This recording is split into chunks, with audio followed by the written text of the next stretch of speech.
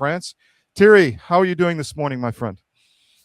Pretty good. I try, in fact, to get back in shape after the crash I had about 3 weeks ago. I'm still walking with crutches, but I'm not desperate, in fact, to be independent of those two metal sticks very, very soon. Yeah, I broke my wrist, so I understand. I'm ready to be back working out, but I can't yet. So, Oh, God. what's happening? What's happening on your side of the pond? What's going on over there?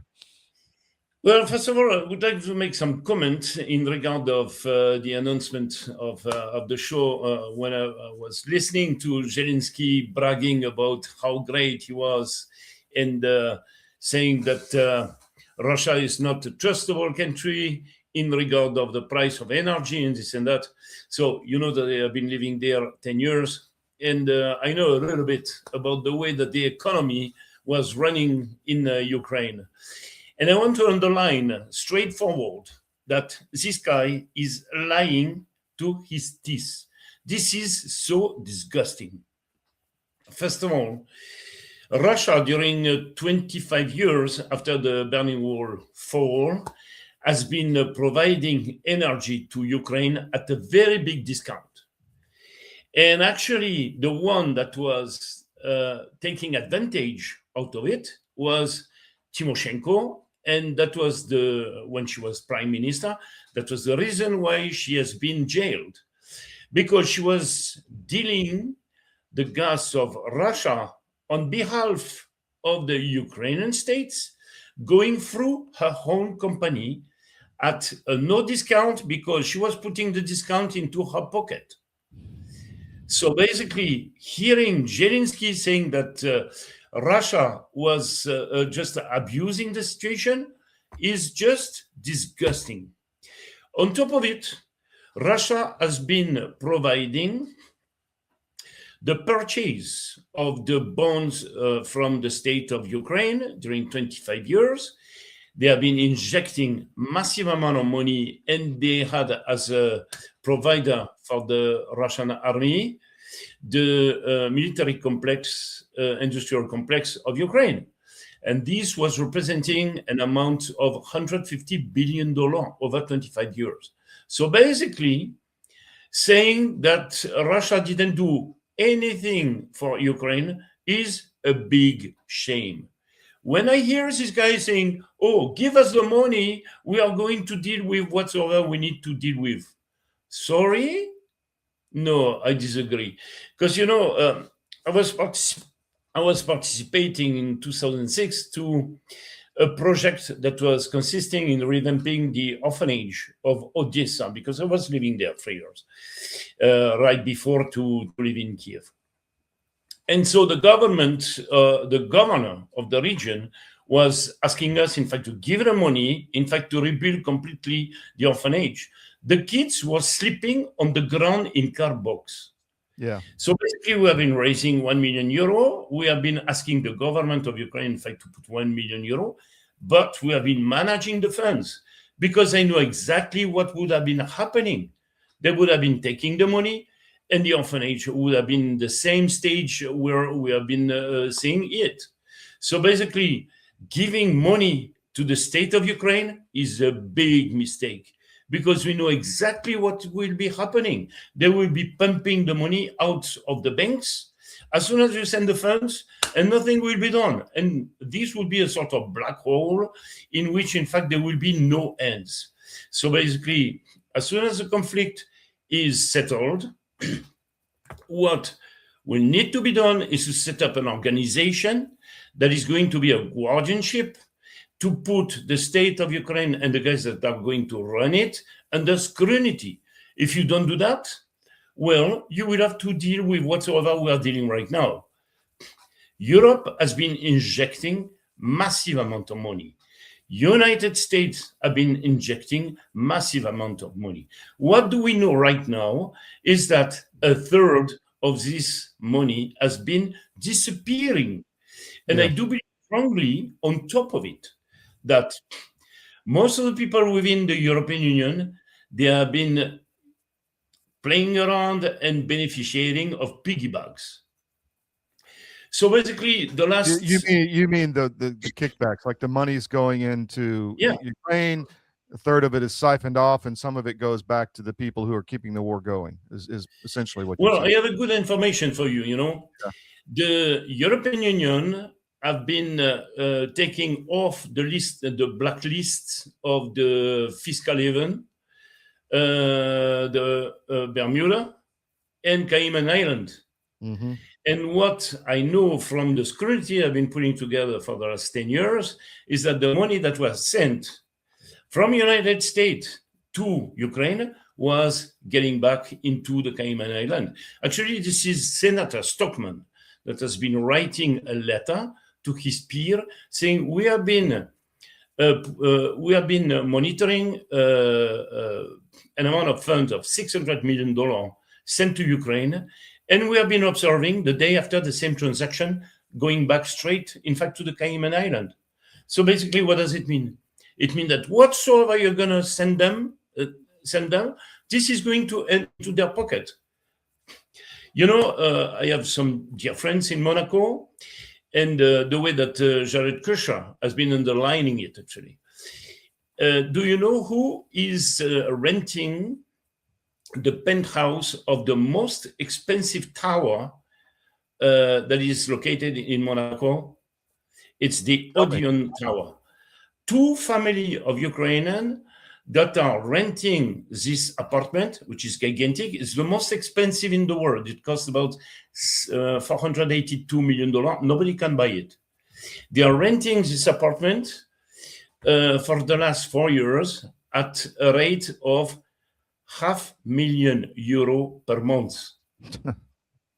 You hear me? €500,000 per month for the last 4 years.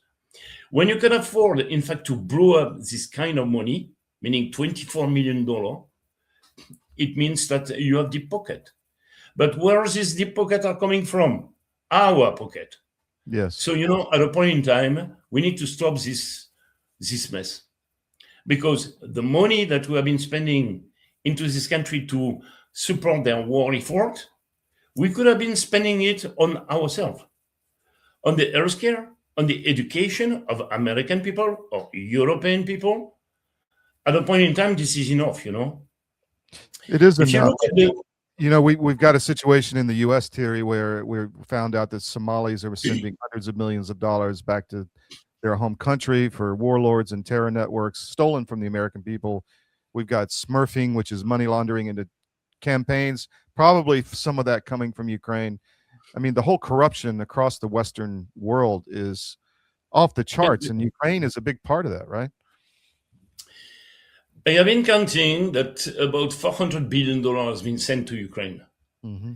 If you look at the GDP of Ukraine right after the coup of Maidan in 2015, their GDP was $80 billion a year. So basically, if you are taking this reference, that would be 5 times the GDP of the entire country. Where this money has been going, I want to understand. Yeah. And actually, we are tracking right now the black market for weapons all over the world. And what we know is that 30% of every material that has been sent to Ukraine is spreading in Africa and in South America. So basically, in fact, the security of America is jeopardized because the Ukrainians, they are selling their weapons, in fact, to the cartel. So you imagine the mess that this is representing. This is not acceptable anymore. We have to stop this.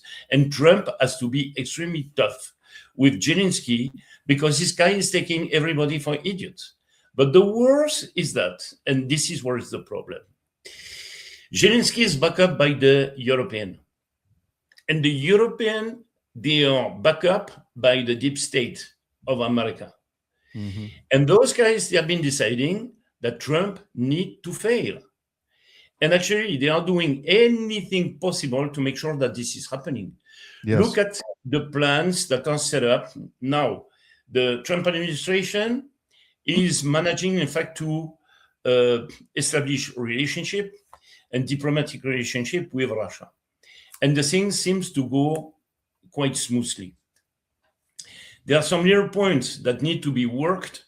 And actually, that is the reason why we have been coming out with a plan in the way that if the Trump administration want to make some progress, we can help out.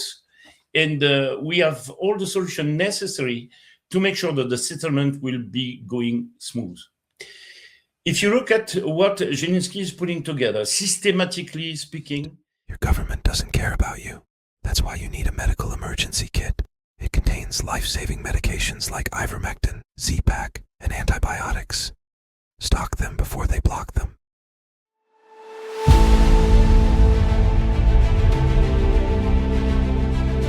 I'm watching my friends gain more and more weight, and then eventually I got to tell you, this is a little dark, but bad diet literally killed my whole crew.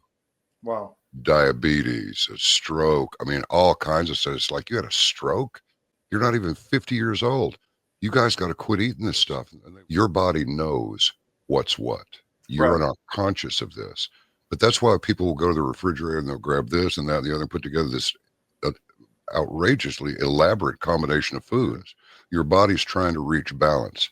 Unbeknownst to us, our bodies are always trying to reach homeostasis. You can't eat all of this stuff and expect to live a long time. And one thing led to another, and I went, forget this. We're going to make our own product. So we partnered with one of the world's top 3 biochemists where nutrition-specific study is concerned. I said, all I want is the best nutritional and immune support product in the world. So we mixed it in yogurt. It's a powder. I got a bag of it here. I keep one on the console all the time, just so I can show people. Yeah. And it's a powder. Now, this is not candy. This is hardcore nutrition, and sugar is an enemy. And most people do not know that the reason these bellies are showing up on people all over the place, your body makes fat to store the toxins it can't get rid of. So it just puts them over here. But I can tell you this, you take this for 30 days and then lay off of it for 2 or 3 days, and you'll go, good grief, give me some more. Skin, nails, hair growing back. Cut yourself and it heals in half the time.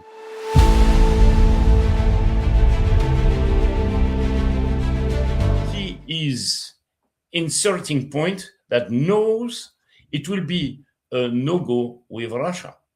So basically, what those guys they try to achieve here, their goal in Europe is to make sure that Russia will be recognized as the enemy of Europe, because they want absolutely to realize the federalization of Europe, which is not possible for different reasons: cultural, language, mentality, any kind of things that define a civilization.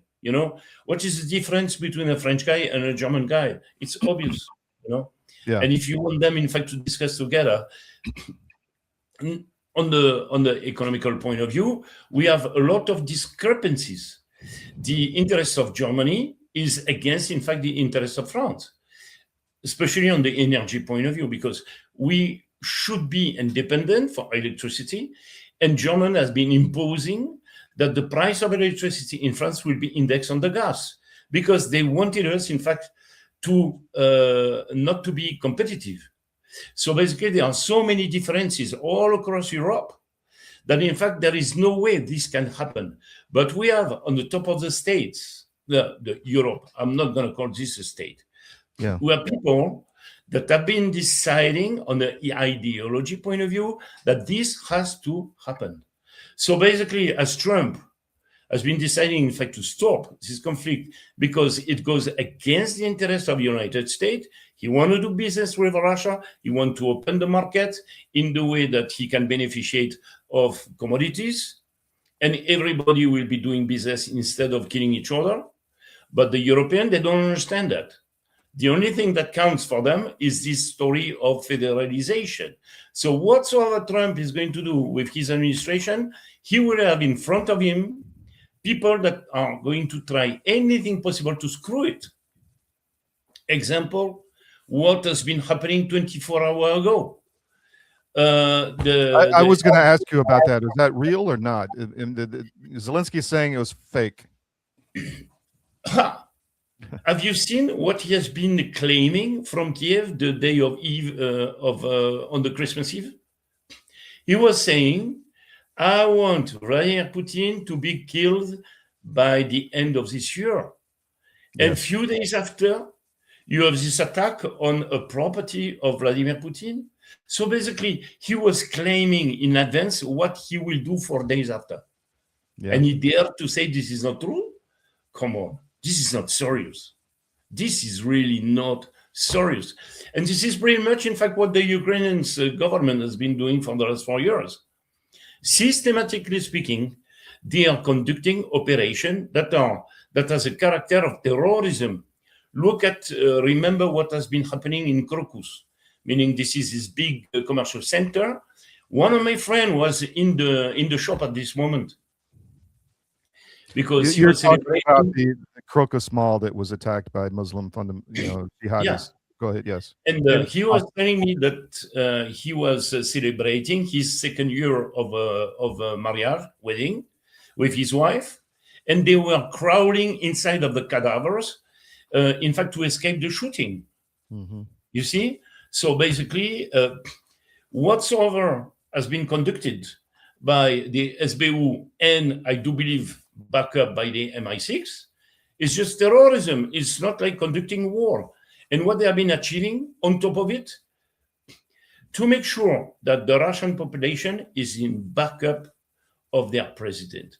Now, Yes. if you go to Moscow, and I was there in 2019, and I was discussing with the people, and I was measuring that they were pretty much indexed on democracy, on which was pretty much a little bit against the policy of Vladimir Putin. If you go back to Moscow right now, and I was there in May and in June, I can tell you one thing, is everybody is backing up their president. So basically, whatsoever they have been trying to do to make this the Russian society collapsing and making sure that their president will be kicked out was exactly the opposite. Whatsoever they tried to achieve didn't work. And the opposite, this is what we call the Streisand effect, you see? No, I want this, but at the end of the story, because you are pushing too far on one direction, you go exactly in the opposite. And they can't see that, or they don't want to see that, or they don't have another option, right? I mean, because they want the war. So how are they going to get there? They have to keep doing this, right?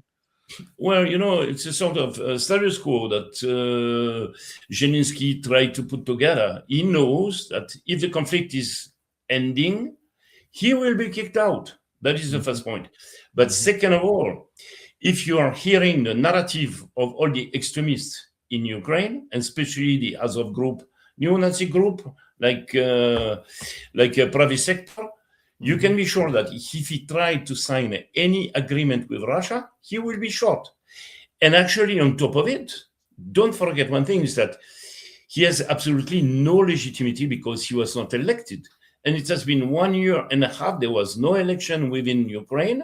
And therefore, nobody has the right, on the legislative point of view, in fact, to pronunciate or sign up any kind of a statement or document on behalf of the Ukrainian state. So basically, he's pushing and pushing. But on the ground, if you look at what is happening, and I'm very surprised regarding, in fact, the narrative that are developed within the European media, they are all saying, oh, no, Ukraine is still winning and this and that. Come on. If you look the number of cities that have been seized by Russia for the last 3 months, is just unbelievable. You have Pokrovsk, you have Seversk, Kupiansk, Gulyapole. There is about dozens of major cities that has been seized, and on top of it, with a size of territory that is like around 50 to 100 kilometers square every day. So basically, if you look at the operation on the ground, you see a Ukrainian army that is just collapsing. So basically, what this guy tried to achieve, he wants to continue and to lose more and more territory because his story is going absolutely nowhere. Let me ask you, because the attack on Putin's residence, at least Russia says it was, and I would like Trump to come out and say whether it's true or not, because he knows for sure, what happened. So Now I think it was Medvedev or somebody saying that they're going to target Zelensky personally now. Do you think that will happen, or is that just rhetoric? Well, I don't think they will target him. And for Mhm. one reason. Who will be replacing Zelensky? Mhm. There are two guys that are in the line. You have Zaluzhny Mhm. and Budanov. Mhm. So one was a general, and he was kicked into UK because he was putting a lot of shadow on Zelensky, and the other one is the heading, in fact, the SBU. Yes. So basically, if one of those two guys is replacing Zelensky, the situation is going to worsen at a point you cannot even imagine. Mhm. On top of it, those two guys will be backed up by the European Union, and I am afraid, in regard of what the European deputies, especially in Germany, are claiming right now, that they want to send a troop under the flag of European Union. There Yeah. is not such a thing like a European army. It is just like a masquerade that would be allowing, in fact, the troop of our armies sent under a sort of flag that is not supposed, in fact, to represent us. Well, let me So, ask you about that, because Poland is coming out today saying that Trump has agreed to put U.S. forces on the border. I hope that's not true, but to me, that is a tripwire to a false flag to start a war with Russia. You have Americans on the other side. You know, you lob a drone and you kill 20 of them in a warehouse, and then all of a sudden Russia is the bad guy and we start a war. That's what I'm fearful of. where I do believe that this is a bluff. Mm-hmm. If you look at the numbers of information that is circulating in the media right now, and especially in Europe, within the mouth of all those pseudo leaders, they are just bad mouthing. They are just, how to say, in Russian we say telling lapsha. It's like bullshit, if you prefer. Mm-hmm. They are just lying nonstop, because what they intend to do here is to bring the situation where Russia will be obliged, in fact, to make a move. It is a sort of provocation. It's like the story of attack on the property of Vladimir Putin. They are trying anything possible to make sure that this is going to drift to a major conflict. Fortunately, the Russian government are kind of cold-minded, and they understand, in fact, that this is just bluff. Mm-hmm. Fortunately, because if it was somebody like Medvedev, I don't know if this would be drifting to something that is unthinkable. Yeah. You know, because the guy is kind of emotional. He's kind of bloody thinking. You know, when Vladimir Putin is very cold-minded guy, kind of guy. He is reasonable. He understands what is right, what is wrong, and what is true, what is not true. Fortunately for us, you know. Now, what I am observing is that the European Union right now is trying to do anything possible to make sure that the worst is happening. Mm-hmm. You have, and you know, it's sort of, I'm not going to call this fog of war, but that would be fog of declaration. You have Tusk that is saying, oh, you know, USA is going to send a troop. Macron saying, oh, we need, in fact, to reestablish dialogue with Russia. But when you know Macron, what you know is that this guy is lying, because he's pushing very hard to send a troop. And we know that we have some troop on the grounds. Sure, of It course. is not significant. It's not significant, but it's there. Mm-hmm. Look at what has been happening in the Bristol Hotel in Odessa. That was about 1 year ago. There was a team of the GGSE and a team of the MI6. And the Russians, they have been aware of it because the population is telling them, oh, there are these guys, you know, in our hotel. So basically, the personnel is moving away. And then you have a big missile that is falling on the hotel. It has been happening in Kharkov, actually. Those guys, they haven't been understanding that there is a big part of the population that is under threat of the Banderists. They are very, very scared. And in the same time, you have a significant portion of the population that is cooperating with the Russian people, with the Russian army. And because you cannot guess that you have some troops coming from a foreign country that is setting up offices within a hotel. You need somebody that is, in fact, giving you the information. And it's not the Russian army that has the capacity to do that. This is, in fact, the local people that are telling the Russian army, be careful, they are there. Just shoot, we move away, go ahead. And in Europe, those guys don't understand that. This is, in fact, the narrative that has been set up for so long, saying, oh, the poor Ukrainian people. No, Ukrainian unicity does not exist. You have a geopolitical puzzle constituted of different population. And what we are witnessing today is the Balkanization of Ukraine, the way that Yugoslavia has been Balkanized. Yeah. You have different population that don't want to live together because they don't feel they can do it. It's a divorce of population, and we need to accept it the way we have been accepting whatever has been happening in Yugoslavia. I was discussing this matter actually with different journalists in Croatia, and they agree. They agree upon it. They say, yes, what we are seeing in Ukraine is exactly what has been happening to us. So basically, instead of pushing forward and throwing oil on top of the fire, we need to say, okay, guys. A warm welcome here at the National Press Club. Welcome to the journalists, welcome to the Embraer team, and welcome to the other guests that we have here. I'm going to announce, and as some of you guessed it right when they came in, the first E2 order by an American operator. And that operator is Avello. We believe this is really a strategic shift to unlock profitability for the customer. I'm very pleased that we have Andrew Levy here as the CEO of Avello, and I'm very pleased to give the stage to share a little bit more about what Avello is going to do with the E2 195. Thank you very much. Couldn't be more excited to be here as part of this historic announcement. We have such a great cultural fit as companies, so we're very, very excited to be Embraer's newest customer. We launched our airline in April of 21, and our target is focusing on small secondary airports of large metro areas. We've carried over 8 million customers since we started on 63,000 flights. And we've done all these things with 1,200 of the greatest crew members I could ever imagine having, and many of them are here with me today. This is the right airplane for us. It's going to open up opportunities for us that no other aircraft can serve. The best thing about the airplane, of course, is you will not find a middle seat on this airplane. It doesn't exist. We won't have any to offer. It's going to be the best cabin in the United States, and we're so excited about that. This is going to elevate our experience to the highest level, and we think our customers are absolutely going to love the airplane.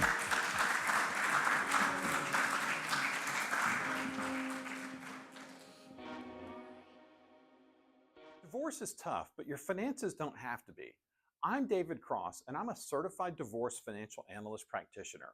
My job is to help you get a fair financial settlement in your divorce and to guide you to smarter money decisions. Find out how we can help you. U.S. Asset Management. It's your money and your future.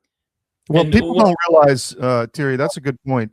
People don't realize Ukraine is many different ethnicities and interest groups. It's not one people. It's just like the Balkans. You have the West, which is very different than the East. You have the Tatars in the South. You have just a variety of different peoples, and they're all under this thing called Ukraine, just like Yugoslavia was, right? If you go, for example, in Transcarpathia, Mm-hmm. you have Magyar people, meaning Hungarian. I know it because I was going to ski in Dragobrat and Bukovel during the winter. Mm-hmm. So I was discussing with the people and I was not understanding them because they were speaking a language. I have no idea what is it. Mm-hmm. You know, if you go to Volhynia or Galicia, most of the people there, they are ethnically speaking from Poland. Mm-hmm. If you go in the region of Chernivtsi, in the south center of Ukraine, those people, they are Romanian. You see? And you mentioned Galicia. That's the area around Lviv where essentially they're Polish, like you said, but it's where a lot of the fascist elements are also located. Yeah, right? Exactly. You know, this is in fact the nest of Banderism. Yeah. And what people do not understand regarding this country is that this discrepancy has been set up on the dismantlement of the Austro-Hungarian Empire. So basically, you have a piece of countries that have been sticking together, and the Bolshevik has been helping this process out. In fact, to create an entity that is called Ukraine, that used to be a territory of Russia. Yeah. If you read Donbass, those people, I'm sorry, but before the Bolshevik, they were Russian people, and this piece of territory has been assigned, in fact, to this Ukrainian entity, because they wanted it, in fact, to be economically speaking, viable. Yeah. There is no resources in Ukraine, absolutely no resources. It's just like an agriculture country setup. So basically, they needed, in fact, the mining in the way that their economy was sustainable. I saw some, and I think it was coming out of someone Russian affiliated, but it was on X this morning, that this war is literally the finishing of World War II. I mean, or it's still tied to we never settled the fascist question in these regions, and that is what is happening today, is really literally the trying to resolve the problems of World War II. Mm-hmm. Well, you're kind of right, and there is another aspect out of it, is the explosion of the Russian world that never been solved after the Berlin Wall fall. You have loads of group of population that are belonging to the Russian world that became completely isolated. Yeah. Look at what is happening in Moldavia, for example, with the Transnistria. Yeah. You have about 1 million people that are Russian.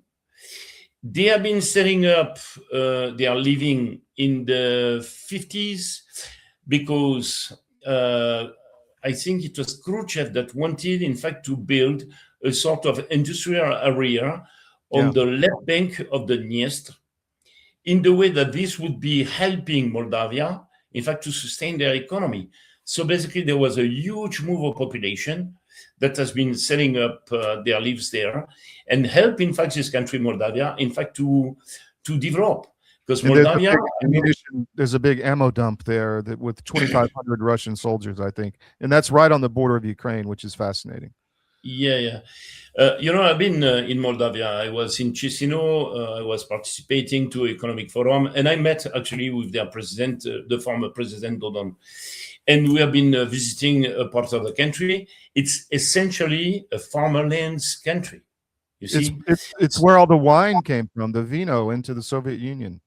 It's very good wine, actually. I was there at Chisinau myself. Yes. Yeah, there is one of the biggest cave in the world that is called Castelmini. I was there actually, and that is the place where I had the occasion, in fact, to meet with President Dodon. And so basically, in fact, the Russian world has been exploding, and we have a unique occasion, in fact, to solve this problem. Yes. Example, in the South Ossetia, in Abkhazia, we can say, okay, let's put a global settlement in the way that this problem will be solved for good. And Trump has a card to play, and that would be in favor of the Nobel Prize, actually, is to finalize whatsoever problem hasn't been addressed when the Berlin Wall has been collapsing. And this is what President Vladimir Putin was saying. We have a major problem. We cannot, in fact, regret the USSR. But meanwhile, if we don't forget it, it means that we have no heart. And because his own population has been split all over the places. So basically, there is a goodwill of President Trump, in fact, to solve this problem for good. And I wish that these are frozen conflicts of the Soviet Union. Yes, for sure. Yeah. So basically, there are different points right now that needs to be addressed. And unfortunately, in regard of the massive attack that the Ukrainians have been conducting, the patience of the Russian government has been running extremely low. And it's becoming like an internal political problem, because if it does not retaliate at the level of this attack, then it will be a sort of weakness. That's what people don't realize, that Putin could lose power if he doesn't satisfy his constituencies as well. And that is the reason, for a certain time, I was thinking, does Russia is going to try to get back Odessa, which is a Russian city. I do believe that after what has been happening the last 24 hours, this is going to happen. Vladimir Putin is going to punish the Ukrainian state by cutting off their capacity of sustaining their economy. The port of Odessa is very important because it supports about 68% of any traffic to bring goods inside the country. If you're cutting off the port, this is finished. You don't have any entity anymore.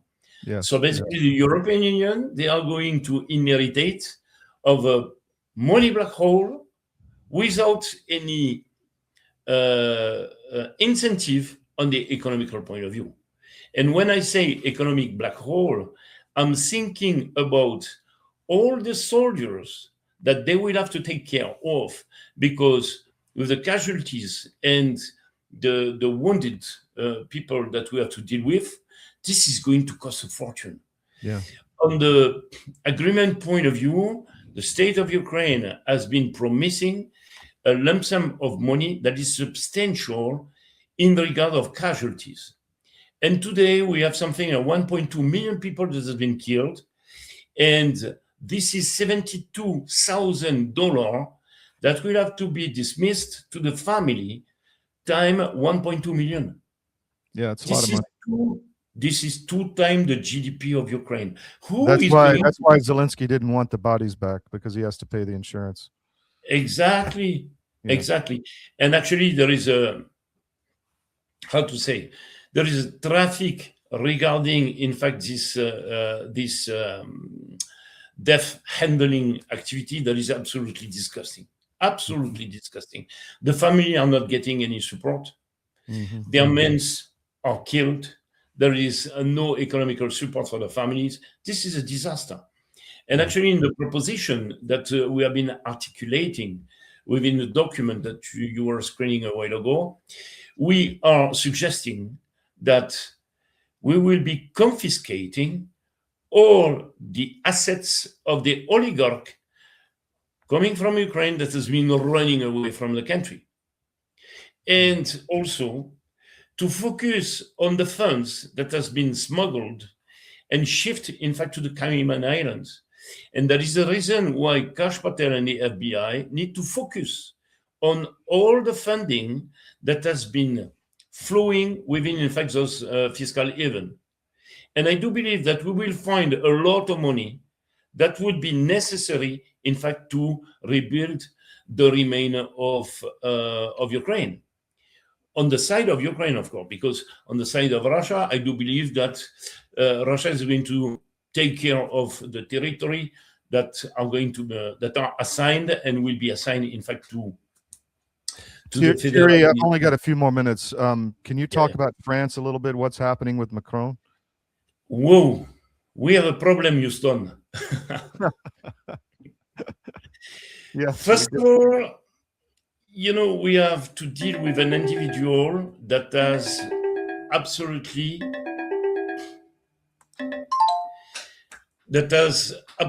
no credibility right now. Absolutely no credibility. In the last poll, he was given 8% to 11%. So basically, he's sticking on his seat like an oyster on the rocks in the ocean. And he has major difficulties because the parliament is completely fragmented and nobody wants to endorse the responsibility of the budget as it is set up. And actually, they try, in fact, to introduce the fact that they will be confiscating a certain amount of, assets within the families in the way that they will be filling, in fact, the black hole that they have been building themselves. And of course, the extreme left party and the right left party disagree on top of that. And this is the reason why the budget is not signed. And actually, the government, the new government of Le Cornu is going to be blown out. So there are some rumors saying that there are a lot of people that are trying, in fact, to put in place a process to make sure that he will be kicked out. Is it going to happen? And I do believe that this is the reason why I'm very, very scared, because he will try to put together any kind of provocation, in fact, to trigger the Article 16. But there is something that worries me even more, is the US economy right now has got a very big problem. If you look at the way that the debt is handled, this is very scary. The T-bonds long term, 20 years, 30 years, are not successful anymore. And therefore, the government is obliged, in fact, to finance the interest of the debt by using T-bills, which is like a very short-term kind of debt that needs to be rolled out. And therefore, as a collateral, the Fed needs, in fact, to block the same amount of money that has been flown. In regard of the fact that the level of debt of American people themselves is way too high, the inflation is too high, and they have been constituting a gigantic artificial intelligence bubble, I do believe that the economy in the US is going to blow around April. And the globalists are going to make sure that this is happening because they control the finance. So therefore, President Trump is going to be in very big difficulties. He might lose, in fact, the midterm.